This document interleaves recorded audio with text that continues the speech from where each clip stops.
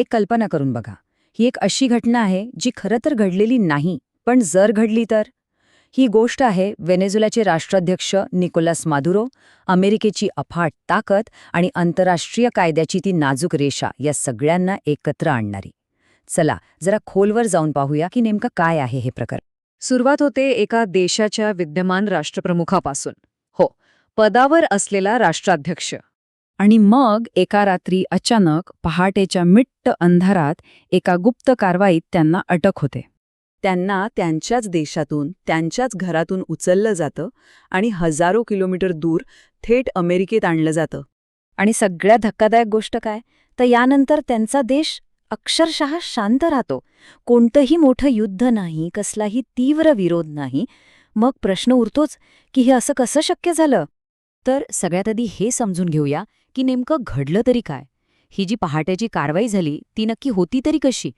वेळ आहे जानेवारी 2026ची पहाटेची. ठिकाण व्हेनेझुएलाची राजधानी कराकस. अमेरिकेच्या स्पेशल ऑप्स टीमने राष्ट्राध्यक्षांची सुरक्षा भेदली.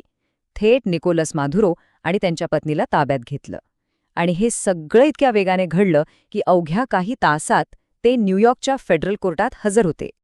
आता अमेरिकेने या कारवाईचं अधिकृत कारण काय दिलं, तर ते होतं नार्को टेररिझम, म्हणजे अंमली पदार्थांची तस्करी करून दहशतवाद पसरवण्याचे आरोप.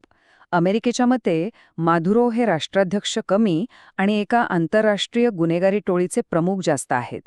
ठीक आहे, कारवाई तर झाली, पण आता वळूया त्या सगळ्यात मोठ्या प्रश्नाकडे. या कारवाईनंतर संपूर्ण देश इतका शांत का राहिला? या शांततेमागे नक्की काय दडलं होतं? सगळ्यात आधी व्हेनेझुएलाचं सैन्य कुठे होतं? आपल्या राष्ट्रप्रमुखाला उचलून नेत असताना त्यांनी प्रतिकार का नाही केला?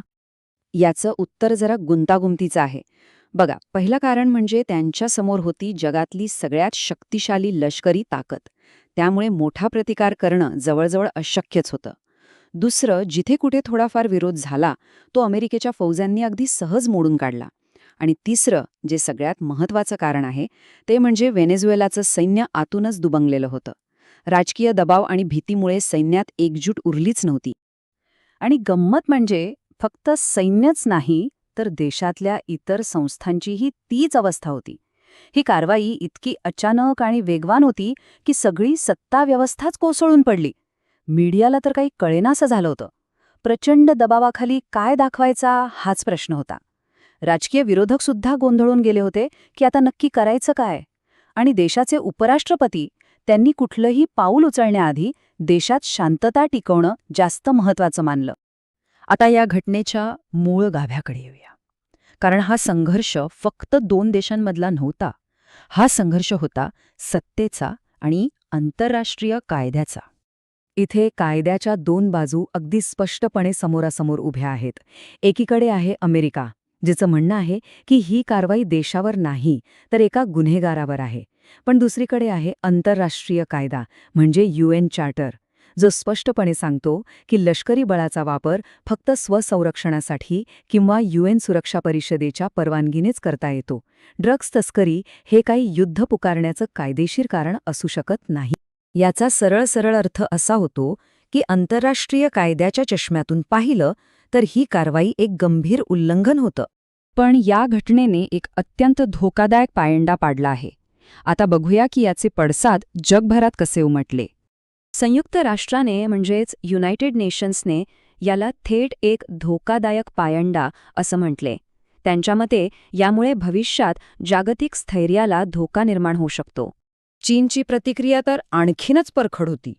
त्यांनी स्पष्ट केलं, जगाचा पोलीस बनण्याचा अधिकार कोणालाही नाही.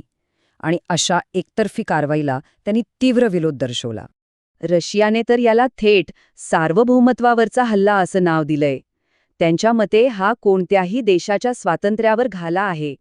ह्यामुळे झालं काय, तर जग दोन गटांमध्ये विभागलं गेलं.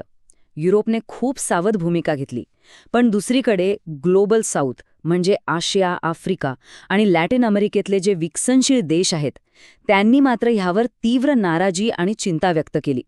आणि या सगळ्या चर्चेतून एक खूप मोठा मूलभूत प्रश्न उभा राहतो. जर एखादा शक्तिशाली देश आंतरराष्ट्रीय कायद्याला असं सहज बाजूला सारून दुसऱ्या देशाच्या राष्ट्रप्रमुखाला अटक करू शकत असेल, तर मग पुढचा नंबर कोणाचा? ही गोष्ट फक्त व्हेनेझुएलापुरती मर्यादित राहत नाही. हा संपूर्ण जगाच्या भविष्यासाठी एक मोठा इशारा आहे. आणि हा असा प्रश्न आहे ज्याचं उत्तर आपण सगळ्यांनीच शोधायला हवं.